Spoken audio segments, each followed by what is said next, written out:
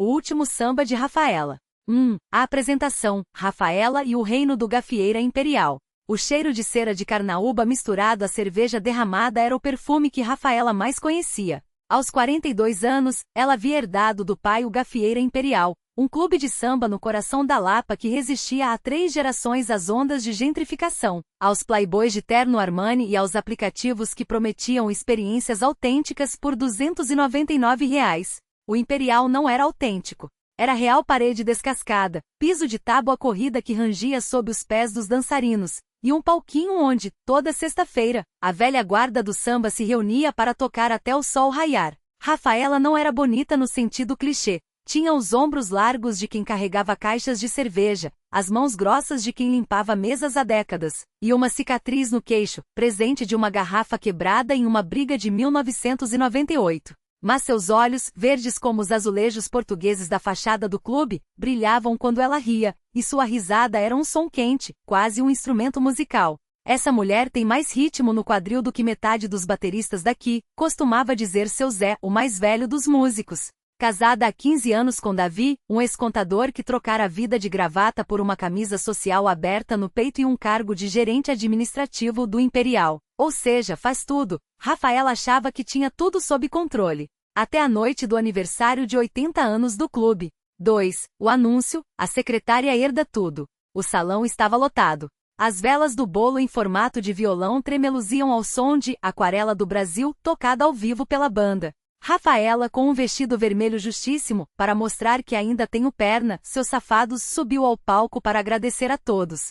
Foi quando Davi, com o microfone na mão e um sorriso que não chegava aos olhos, pediu a palavra. Rafa, amor, começou, e ela já sentiu o estômago revirar. Davi só a chamava de amor quando ia pedir dinheiro ou quando tinha feito alguma merda. Hoje é um dia especial.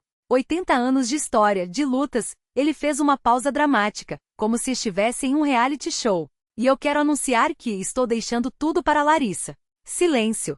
Depois, risadas nervosas. Alguém gritou, que Larissa, cara? Davi, pálido sob as luzes quentes, continuou. A Larissa, minha secretária. Ele apontou para uma mulher de cabelo liso, vestida num taier cinza, que estava parada perto da porta como se quisesse sumir. Ela vai assumir a administração do Imperial. Eu me apaixonei. E a Rafa já sabe há meses. Rafaela não sabia. Ou melhor, sabia, mas não da forma como todo mundo agora olhava para ela com pena, com nojo, com aquele sorrisinho de coitada, cornuda e apanhada. Ela tinha ignorado os bilhetinhos no bolso da camisa dele, as ligações à meia-noite, o perfume de baunilha que não era o dela. Achou que fosse coisa da cabeça. Até aquele momento. O bolo desabou no chão. Alguém gritou, puta que pariu. Seu Zé, o músico, cuspiu a cachaça no chão. E Rafaela, com as mãos tremendo, não chorou. Sorriu. Parabéns, Davi. Sua voz cortou o barulho como uma faca. Você acabou de assinar a sentença de morte do Imperial. 3. A jornada, o que sobra quando tudo desaba. Na manhã seguinte, Rafaela acordou no sofá da sala acima do clube, com uma dor de cabeça que parecia um samba enxaqueca. O celular tinha 47 mensagens. De amigos, quer que eu quebre as pernas dele? Seu Zé de conhecidos, viu o vídeo, que merda, né? E de Davi, Rafa, a gente precisa conversar. A Larissa não tem culpa. Ela bloqueou todos. O problema não era o coração partido. Era o clube. Sem Davi, que por mais safado que fosse, cuidava das contas, o Imperial afundaria em 2 semanas. E a Larissa, com seu tailer e seu Excel impecável, não sabia a diferença entre um partido alto e um pagode romântico. Rafaela foi até o banco. O gerente, um homem que cheirava a desodorante barato, lhe deu a notícia. Seu Davi transferiu metade da sociedade do clube para uma tal Larissa Moreira. Legal, tudo certinho. E a minha assinatura? Rafaela apertou os dedos na mesa, as unhas afundando na madeira. Ele tinha procuração. Desde o ano passado. Ela saiu do banco e vomitou na calçada. Mas Rafaela não era do tipo que se afundava. Naquela noite, ela reuniu a velha guarda no palco vazio. Ou a gente salva esse clube, ou a Lapa vira mais um shopping center de gringo. Seu Zé cuspiu no chão. Vamos fazer o que a gente sabe. E eles fizeram.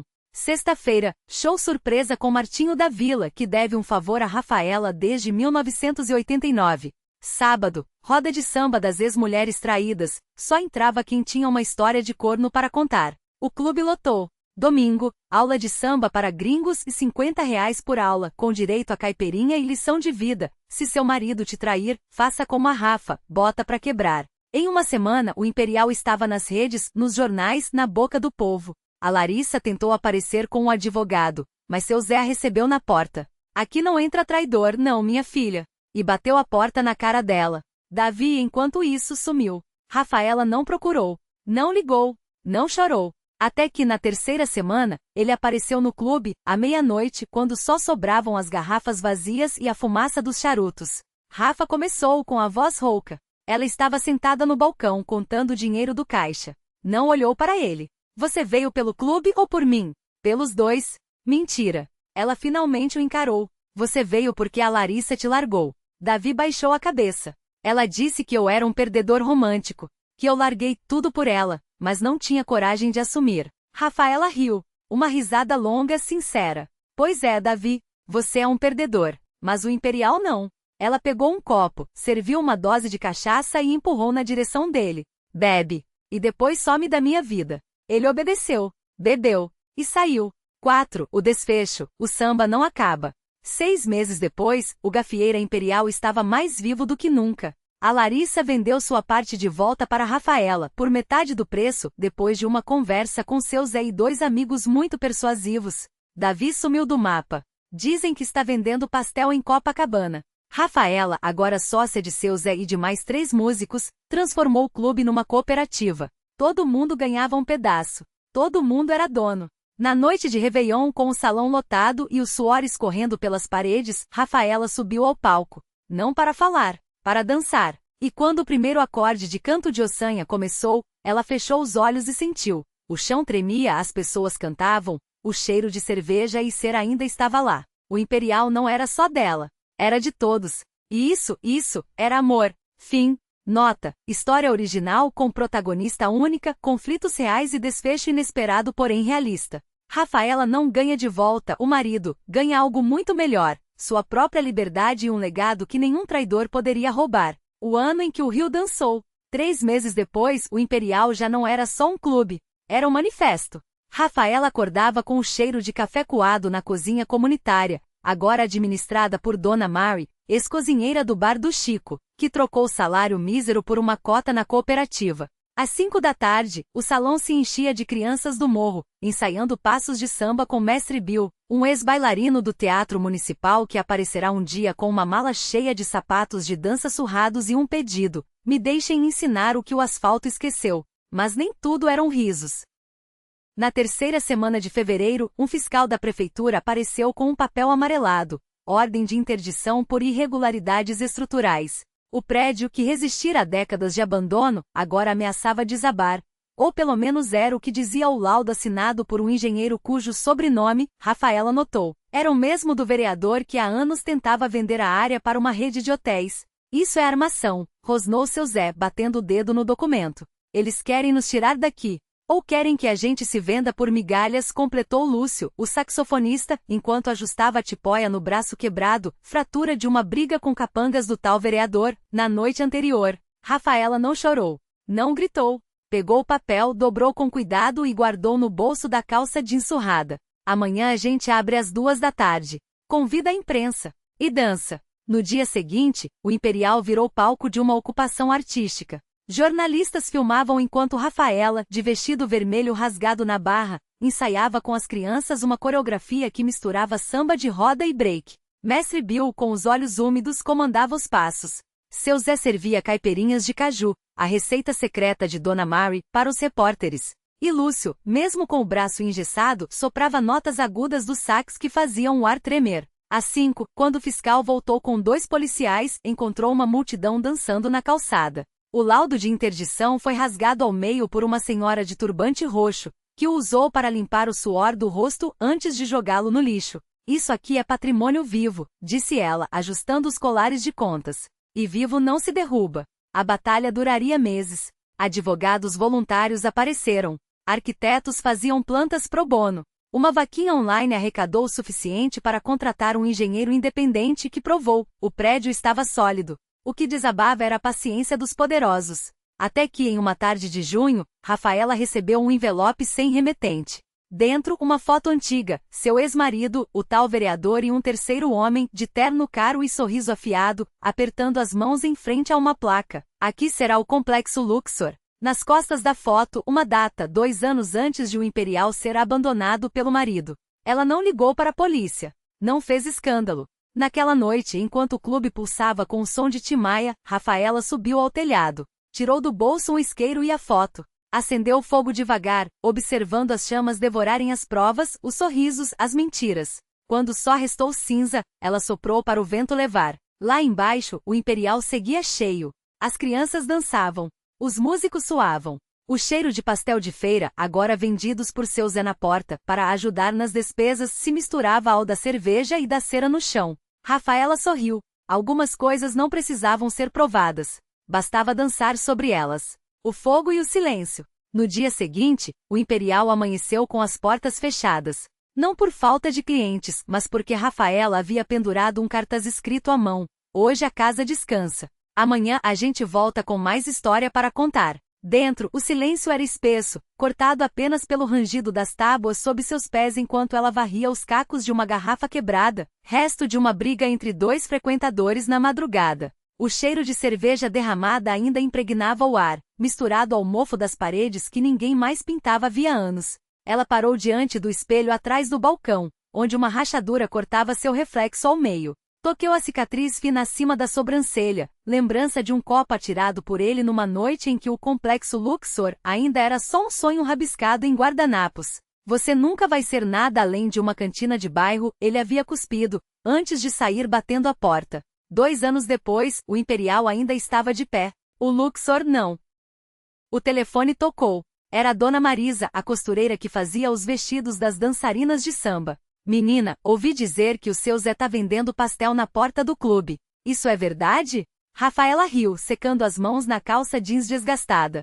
É, tia. A gente tá inovando. A voz da outra mulher baixou, conspiratória. E aquele homem? O tal do... Como é mesmo? Sumiu. Rafaela cortou, sem dar espaço para o nome. Como fumaça. Desligou antes que a pergunta seguinte viesse. No fundo do salão, uma caixa de papelão estava empurrada contra a parede, cheia de discos de vinil que ele havia deixado para trás. Rafaela ajoelhou, passando os dedos pelas capas empoeiradas. Elise Tom, Clube da Esquina, um LP raro do Cartola que ele jurava valer fortuna. Pegou o último, soprou a poeira e colocou na vitrola. A agulha chiou antes que a voz rouca de Nelson Cavaquinho enchesse o espaço vazio. A flor e o espinho não se encontram mais. Ela fechou os olhos. Não era saudade. Era alívio. Quando abriu os olhos novamente, viu o envelope branco escorregando por baixo da porta. Não tinha remetente, só um carimbo borrado da agência dos Correios. Dentro, uma folha de papel timbrado com o brasão da prefeitura e uma notificação. Por descumprimento de normas sanitárias. O estabelecimento localizado à Rua das Marrecas 47, está sujeito à interdição em 30 dias. Rafaela segurou o papel com os dedos trêmulos. 30 dias. O mesmo tempo que ele havia levado para esvaziar a conta do clube antes de desaparecer. O mesmo tempo que ela levou para descobrir, nas entrelinhas dos extratos bancários, que o Complexo Luxor nunca passou de um golpe, terras supervalorizadas, sócias fantasma, e um homem que sabia sorrir enquanto assinava a própria fuga. O telefone tocou de novo. Dessa vez era a voz grossa de um fiscal. Senhora Rafaela, precisamos agendar uma vistoria. Amanhã, às 10 horas. Pontual. Ela olhou para o relógio de parede. Parado havia meses no horário em que ele saiu pela última vez. 9h17.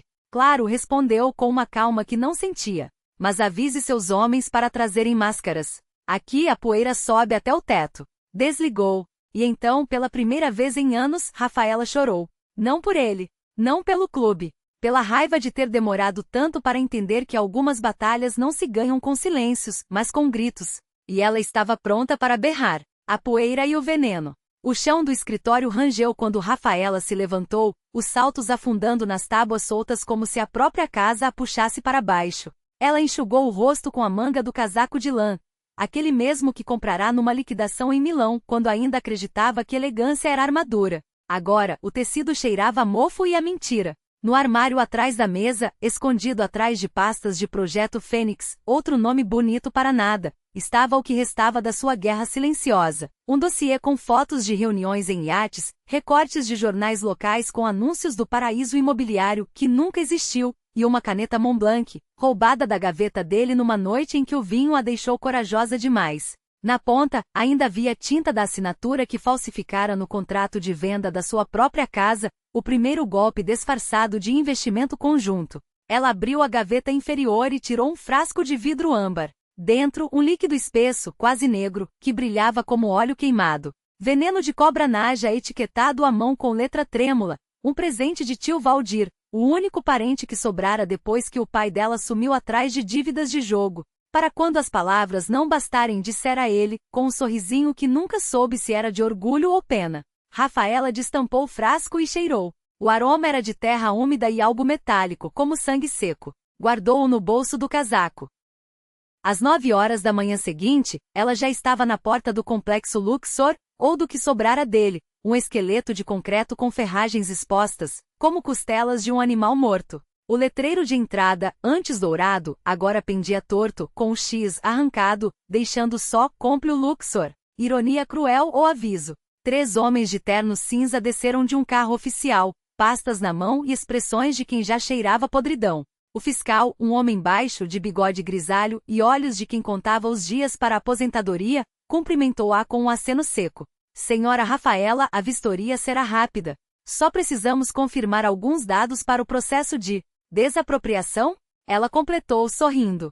Que interessante. Vocês vão querer ver tudo, não é? Até o porão. O fiscal hesitou. Os outros 2 trocaram olhares. Porão não consta nos documentos, senhora. Claro que não, ela riu. Um som agudo que soou estranho até para ela. Assim como não constam as 17 famílias que moravam aqui antes de vocês regularizarem a área, ou os corpos que o seu chefe enterrou sob a fundação do Bloco 3. Silêncio. Então, o mais novo do grupo, um estagiário de rosto redondo e gravata frouxa, engoliu em seco.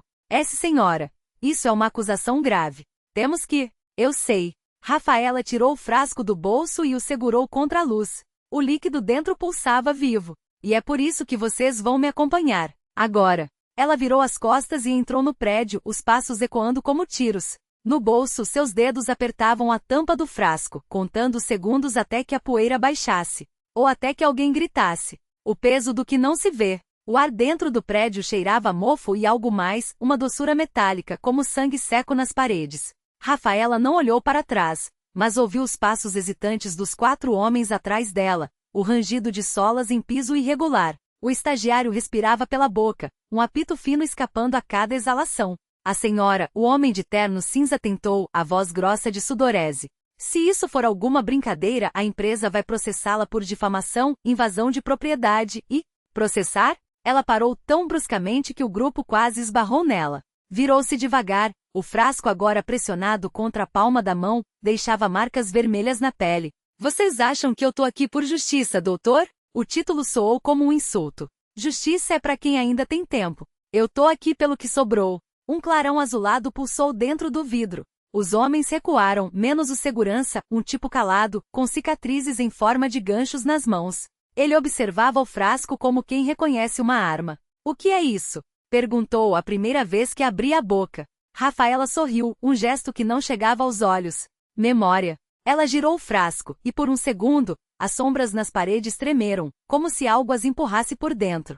Cada gota aqui é um pedaço do que vocês apagarão. Cada gota grita. O estagiário vomitou. Não foi o cheiro, ainda não. Foi quando as luzes piscaram e por um instante, os 4 viram outros no corredor. Vultos de rostos desfeitos, mãos estendidas para trás, como se arrastassem algo invisível. O segurança arfou os nós dos dedos esbranquiçando ao apertar a arma que não tinha balas suficientes. Porão. Agora. Rafaela avançou, os saltos batendo no chão como um relógio contando o tempo que lhes restava. O corredor se esticava à frente mais longo do que deveria. As portas dos apartamentos estavam todas entreabertas, revelando interiores errados. Móveis cobertos por teias espessas como cordas, paredes suando um líquido negro. Do apartamento 302, uma criança chorava em loop, sempre a mesma nota aguda como um disco arranhado. Isso não tava aqui ontem, o homem de terno murmurou, a voz trêmula. Claro que tava. Rafaela parou diante da porta do porão, uma placa de metal retorcida com a palavra acesso riscada à faca.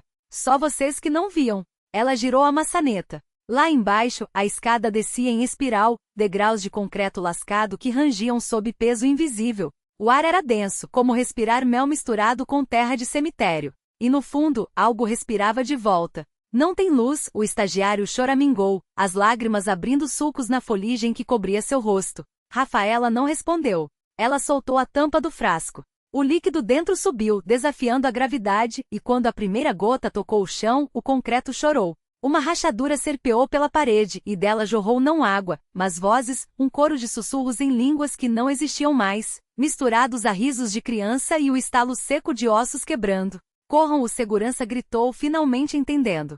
Mas era tarde. As sombras nas paredes se mexeram. E do fundo do porão, algo começou a subir. O último degrau.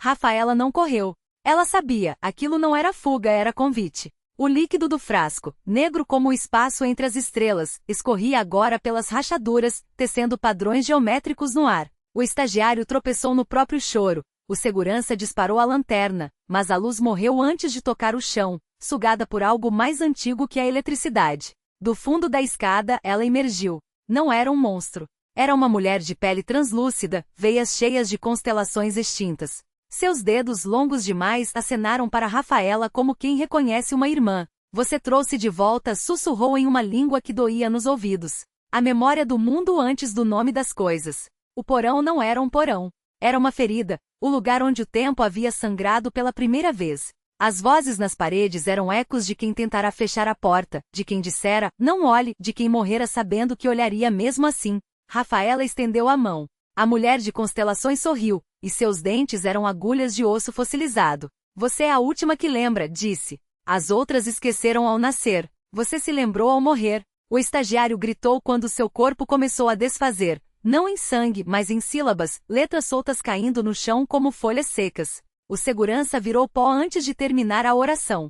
Só Rafaela permaneceu inteira, porque ela já estava morta há séculos. A mulher tocou sua testa. E então Rafaela entendeu. O frasco não continha um líquido. Continha silêncio, o vazio original, o espaço entre um suspiro de Deus e o primeiro erro. Ao quebrá-lo, ela não havia libertado um demônio. Havia despertado a pergunta que nenhum humano deveria responder. O que havia antes do primeiro medo? A escada desabou. O prédio ruía acima delas, mas isso não importava, estavam além do tempo. A mulher abraçou Rafaela, e seus corpos se fundiram em uma única sombra que subiu pelas rachaduras do mundo, como tinta invertida voltando para a caneta. No dia seguinte, o local era só um terreno baldio. Nenhum corpo.